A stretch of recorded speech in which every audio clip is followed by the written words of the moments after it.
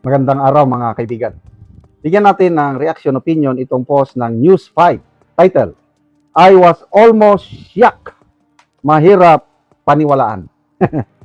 Inamin ni Senator Tito Soto na nagulat siya sa paglipat ni Senator Loren Legarda sa mayorya kasunod ng biglaang pagbabago ng liderato sa Senado nitong Lunes, May 11. Sabi niya, kumbaga, nanonood ka ng drama at biglang naiba yung istorya. Parang gusto mong sampalin. Parang gusto mong sampalin yung sarili mo at sabing, ay, gumising ka.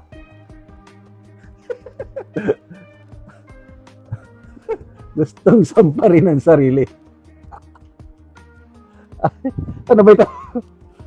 Hey, gumising ka sa Senator Soto sa programang Ted Filon at DG Chatcha ngayong Merkulis, May 13.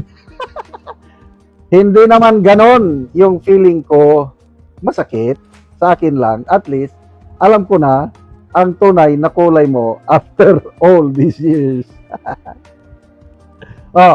So ano ngayon? The Great Pretender, si... Oh yes, you're the great pretender. Pretend that you are doing well.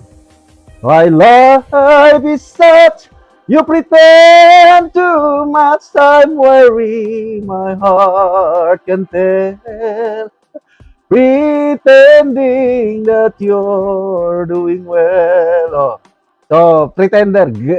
The Great Pretender daw si Senator Legarda. Ganun ba yun? Kasi matagal daw silang nagkasama. Kaya, hoy, sampalin mo ang sarili mo. Gumising ka! Para hindi siya makapaniwala na tinalikuran na siya ni Senator Loren Legarda. Ang sakit! Napakasakit, Tito Soto. Ang nangyari sa buhay mo. Napakasakit, Tito Soto. Sabihin ko kung sano ang gagawin. Kanta-kantahan na lang natin, mga kaibigan. Itong mga halos hindi makamove on, hindi makatanggap sa pangyayari. Tingnan natin ang comments, ano? Reaction. 9,500 ang nag-react. 6,700 ang tumatawa, 2,500 ang nag-like. So mga 85% tinatawanan lang si Soto. Ganyan talaga ang buhay, Mr. Ex-Senator. Comments. Ay nako. Albert Culya. Puro lang kasi pagtatakip ginawa nyo ni Lacson sa flood control corruption. Kaya tama lang na pinalitan ka. Nok, lagas ka.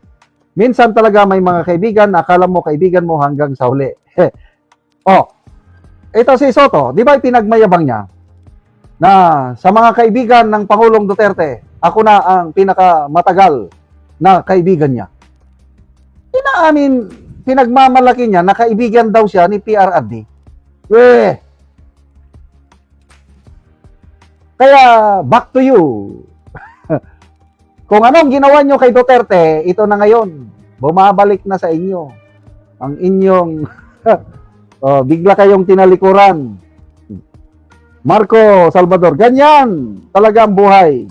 May nabula-bulaga, kaya be ready at all times. Grabing pagkabulaga niya talaga. Carlo Banzuela, ika nga, there's no permanent friends in politics. Only permanent interest. Tanggapin nyo na. Mag-move on na kayo na talagang napatalsik na kayo sa pwesto.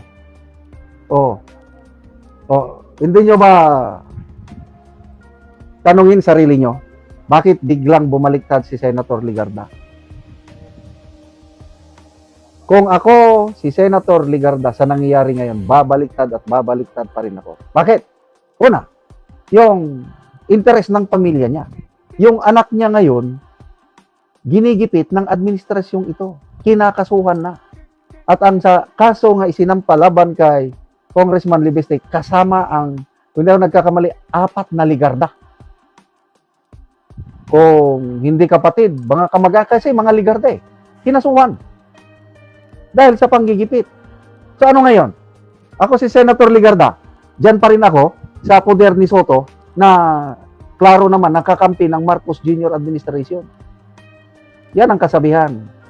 Kung ano ang itinanim, aanihin mo. Kaya nakarma sila itong ginawa ni Senator Ligarda. And to me, nagpapasalamat ako sa wise decision ni Senator Ligarda. Kasi itong pagpalit ng liderato sa Senado, napakalaking epekto ito sa flood control investigation. To me, Senator Ligarda decision is for the interest of the majority.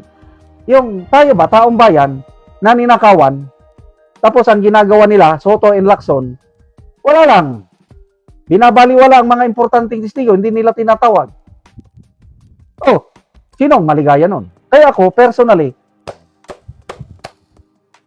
sasaluduhan ko si Senator Ligarda. Sabihin naman natin, personal interest yung kanya, pagprotekta sa kanyang pamilya at anak. But overall, interest ng taong bayan ang nakataya ngayon na nag-iba ang liderato sa Senado at itutuloy na ang masusing investigasyon sa flood control. Kaya humanda na kayo, yung mga nakatanggap ng maleta, magsasalita sa formal na hearing ang mga Brave 18 Marines. Kakabahan na kayo. Masisira na ang inyong mga political career nito. Salamat mga kaibigan sa inyong pagsubaybay sa channel nito.